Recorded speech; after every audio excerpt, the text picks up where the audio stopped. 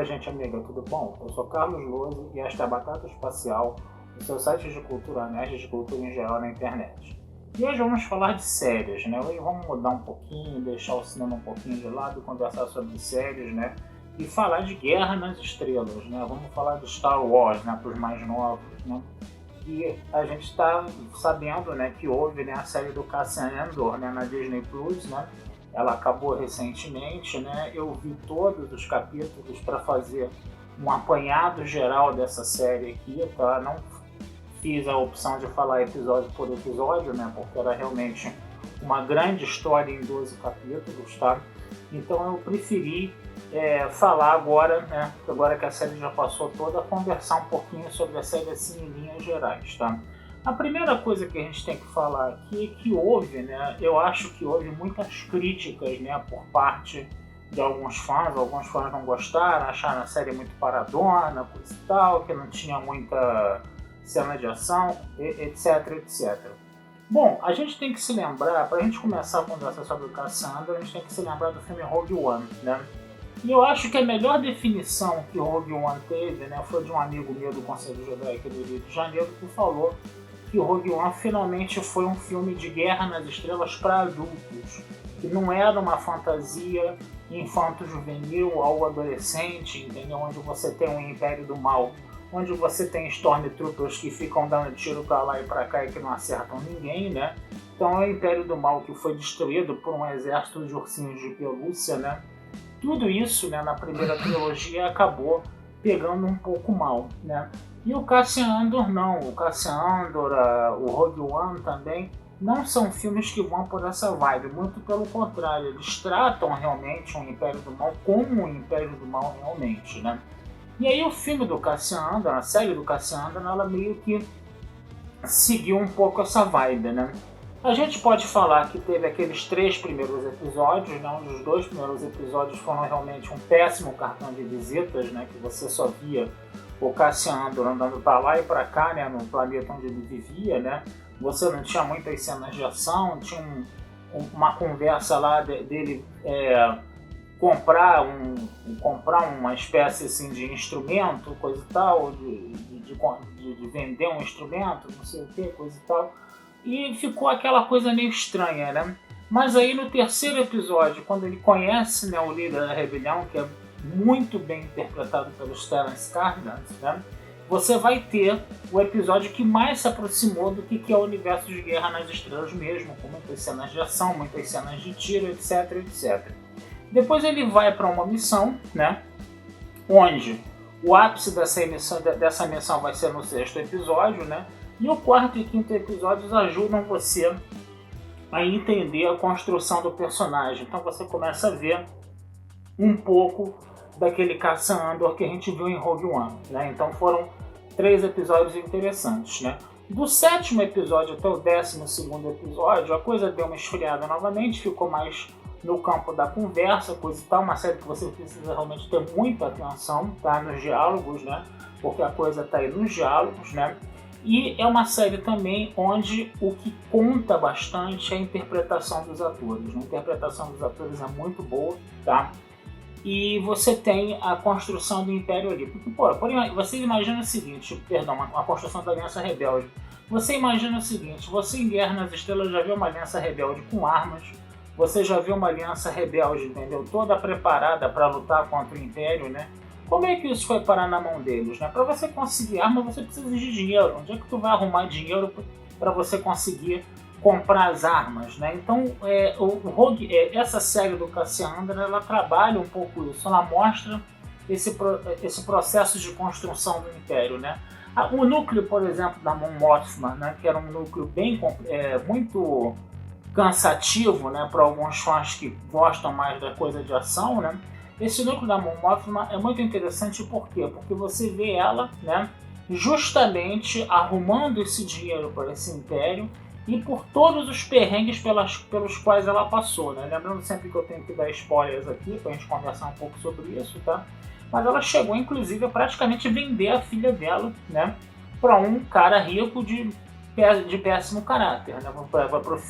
Para esse cara rico casar o filho dela filho dele, né, com a filha dela, né, no caso, né? Então isso foi uma coisa que ela é realmente muito difícil de engolir, um sacrifício que ela acabou fazendo, que acabou sendo até uma coisa conveniente para a filha, porque a filha tinha aquelas tradições de Chandrila, né, que é o local de nascimento da Mon Mothma, né, e você tem essa sociedade um pouco mais conservadora de Chandrila, no caso, né, e isso acabou caindo como uma luva para a filha dela, né, mas foi uma solução conveniente, né, para esse problema. Esse problema poderia ter sido muito mais bem explorado e a filha não aceitar passivamente, entendeu, ser praticamente vendida pela mãe, né. Então essa coisa foi muito interessante a meu ver, tá? Ela também tem o fato de um motorista que é uma espécie de X9, que é uma espécie de informante que fica ali só o tempo todo espionando ela e ela desconfiando dele, nessa coisa da desconfiança, né? De você ter um governo autoritário cheio de ouvidos para todos os lados, né? A coisa também, né? E aí o personagem do Stellan Skarsgård também foi um grande ganho para essa série, né? A coisa também dos rebeldes não serem uns mocinhos bonzinhos lutando contra o Império do Mal. Para você ser rebelde, para você lutar contra o Império do Mal, você não. A última coisa que você pode ser é bonzinho. Você realmente tem que ter poucos escrúpulos também, tem que também lançar a mão do expediente da violência, entendeu? Tem que também matar quem está na sua frente, quem pode trazer algum problema para os seus planos, né? Por exemplo, o personagem do Stellan Skarsgård, que eu esqueci o nome agora, ele tinha um informante dentro do Império, né? E um membro do rebelde, ele ia atacar, né? E esse ataque era de conhecimento do Império e o cara ia ser aniquilado se ele atacasse, né? Agora, se eles avisassem pro cara, né, que ele ia ser aniquilado no ato de atacar, ele recuasse, entendeu?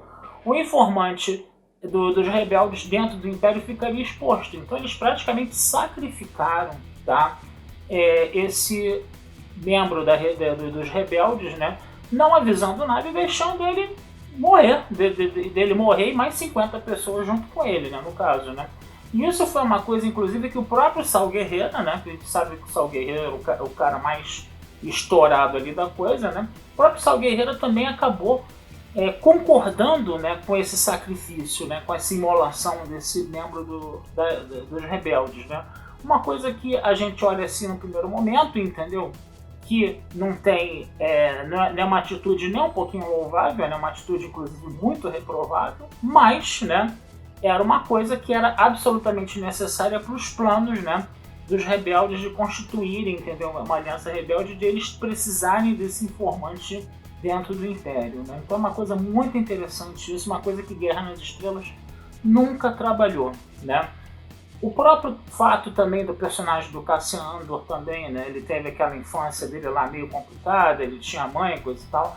Ele acaba sendo preso, né? Pelo simples fato de estar andando na rua e vai para um campo de trabalhos forçados, né?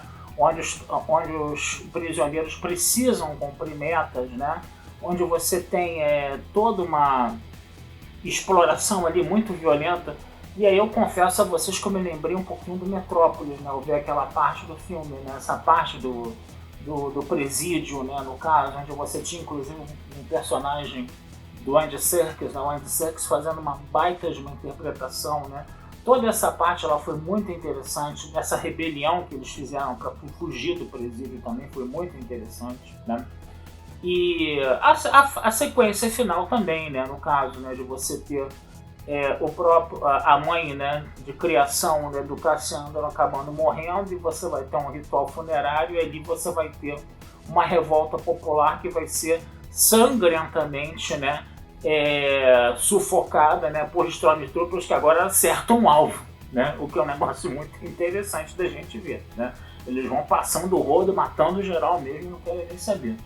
Então, a coisa também que, né, que a gente tem, né, da Bix, né, que era uma personagem, né, que seria o que mais se aproximaria do par romântico do Cassian Andor ali, né, dela ser torturada também, né, esse império de tortura, né.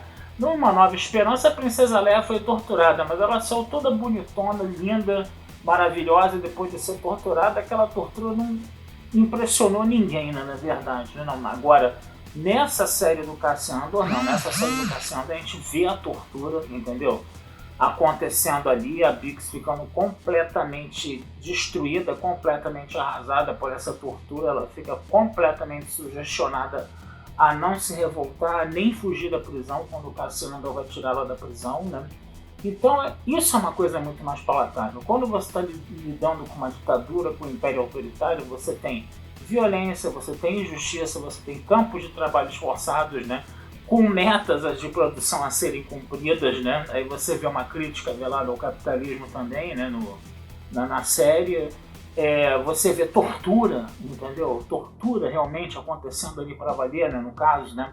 Um torturador completamente, como podemos dizer, com uma voz mansa, né? com uma simpatia ali, com um sorriso ali simpático, né? Onde você tem todo um sadismo escondido ali atrás daquilo tudo, né?